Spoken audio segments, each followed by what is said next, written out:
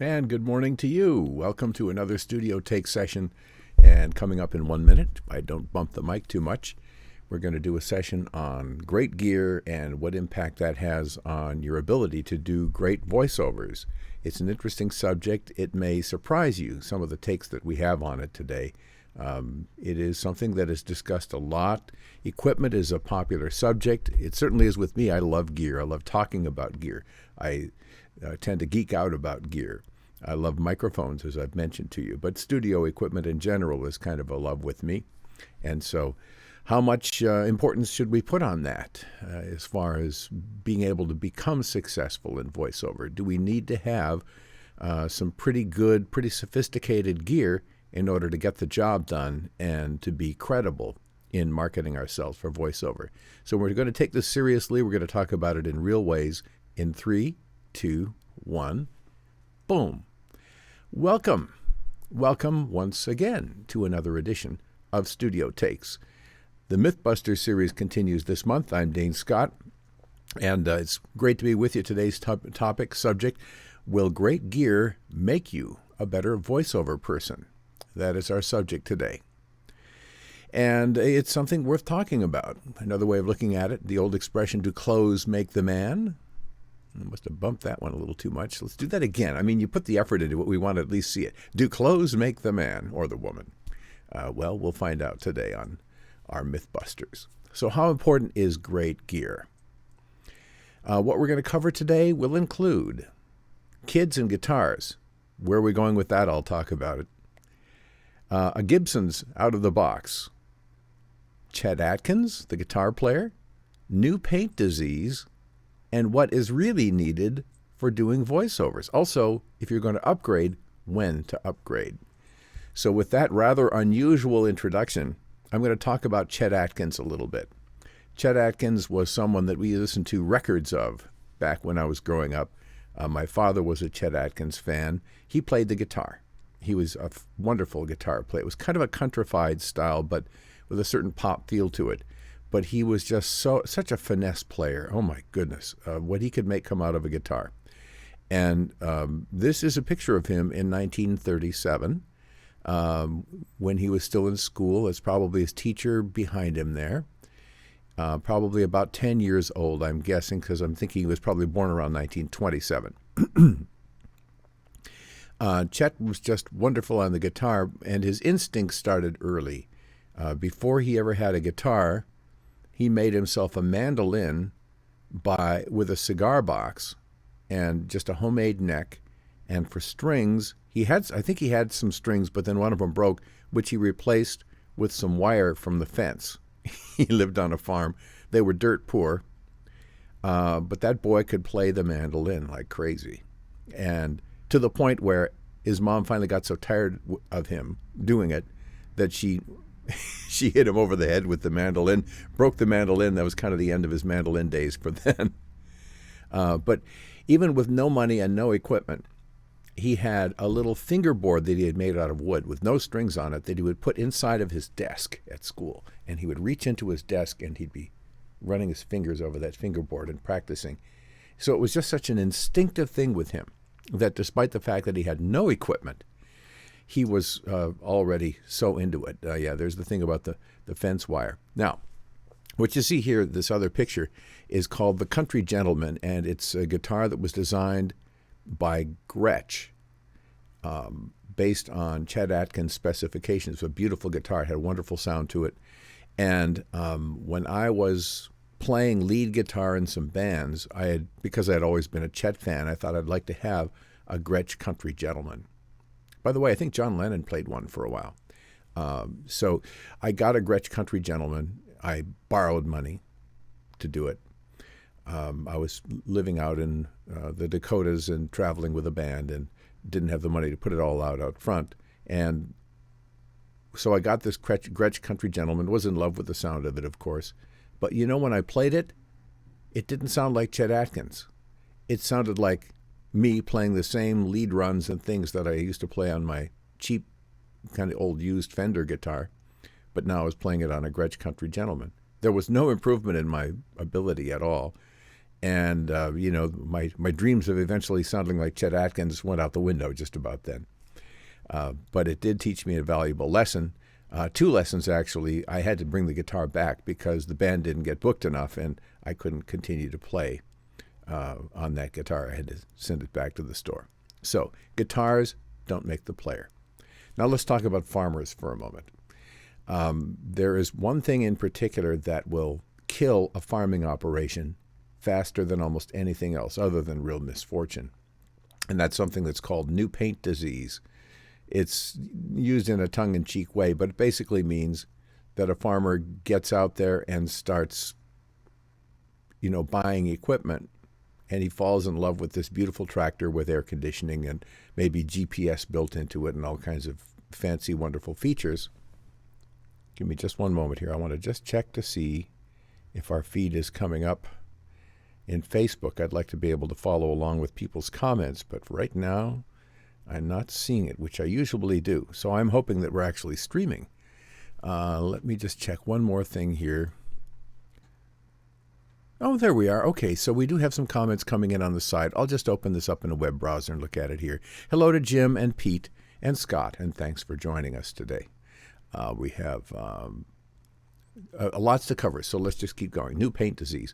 So farmers, they get into a situation, I got to stop bumping the mic today, where they see other farmers out in their fields and they're using some wonderful new tractor, and they get new paint disease. They just really want to have this tractor. So they, how much? I don't know how much those things cost. Certainly over $100,000, I'm sure, for a fancy tractor.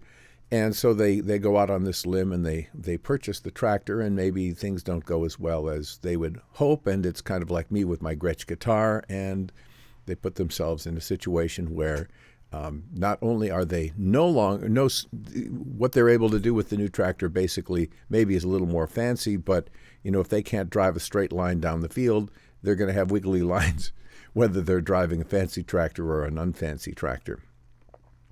So the new paint disease can kill a lot of farmers. No.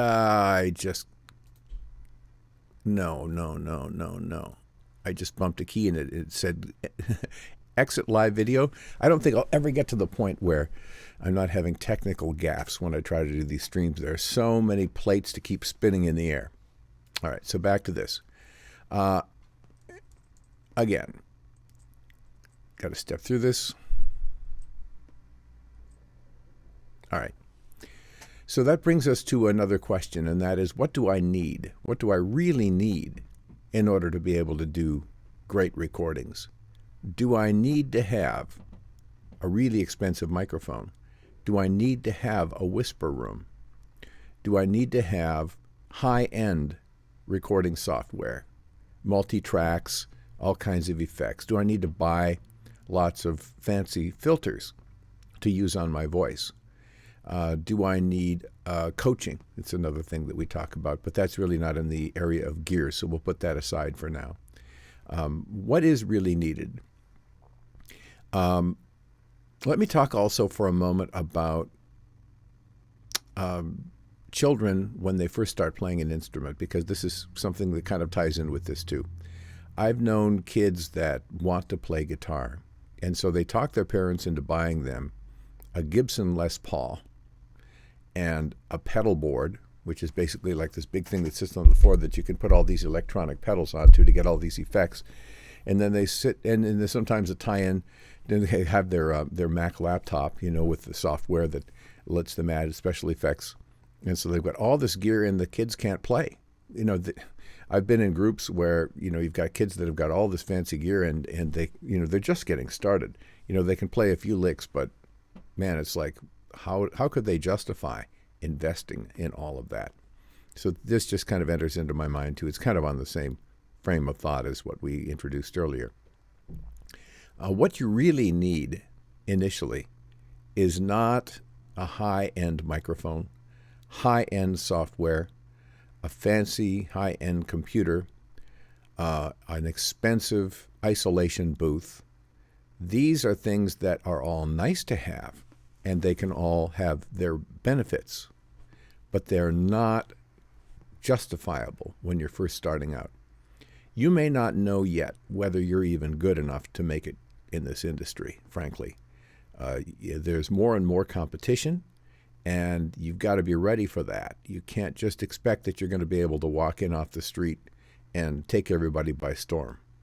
You've got to be able to develop your skills for a long enough time that your skills are developed. I won't say how length time of that needs to be. It depends on you and your natural capabilities and your instincts and how much work you put into it. So all of those things can enter into it. But I can tell you this, that if we were to take Chet Atkins, if he were still alive, and hand him the cheapest, junkiest guitar there is out there, that he would have been able to sit down with that thing and make wonderful things come out of it. By the same token, if we were to take the cheapest voiceover mic, and let me use an example of one that's a credible mic for the money, like a 5-fine K670, which is like a $49.95 idea, just very inexpensive. Hand that to James Earl Jones. Would he or would he not be able to do a wonderful narration that sounded great through that microphone? I think you can get where I'm going with this. Clothes don't make the man or the woman, and the tools don't make the artist. The artist makes the tools do what they want it to do. So when you're looking into gear, this is the way you ought to probably look at it. For right now, what you need is a clean mic that likes your voice. Doesn't have to be a fancy one, but it needs to be clean, no noise.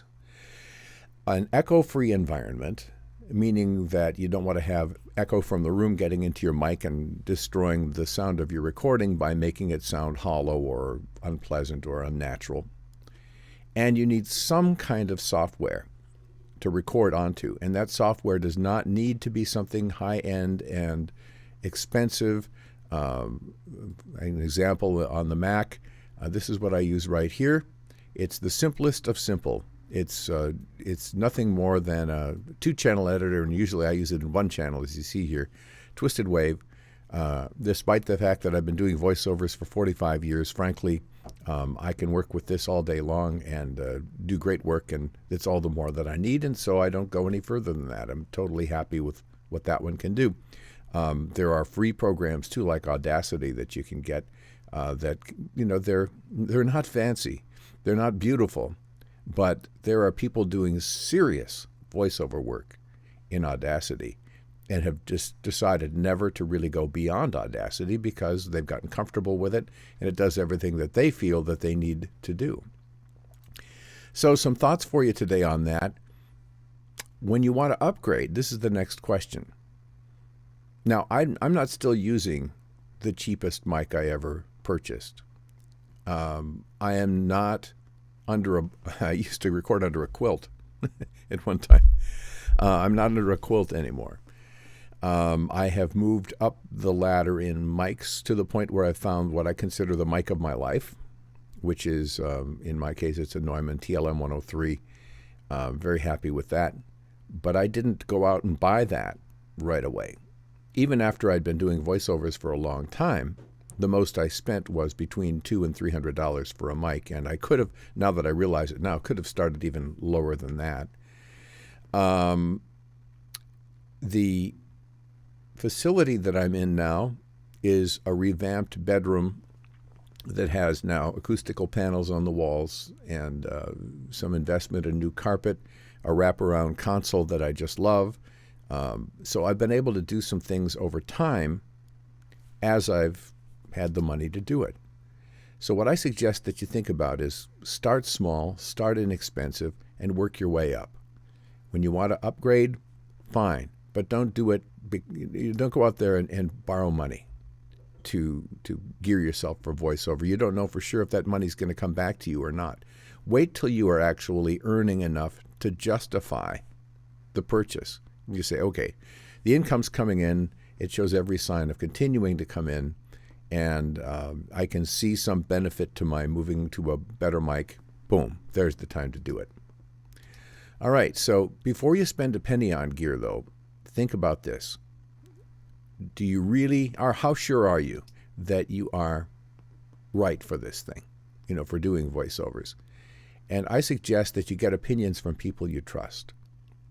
Just record with whatever you have, even if it's just a microphone built into your laptop for now. Record yourself doing some scripts. You can get free scripts over there at Edge Studio if you want to pick up some scripts. Do some reads. Have some people who are in the industry listen to them. Rate My Voiceover is a Facebook group I started that's specifically for that purpose and can give you some good feedback.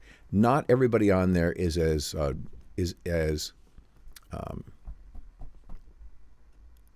what's the opposite of greedy? Generous.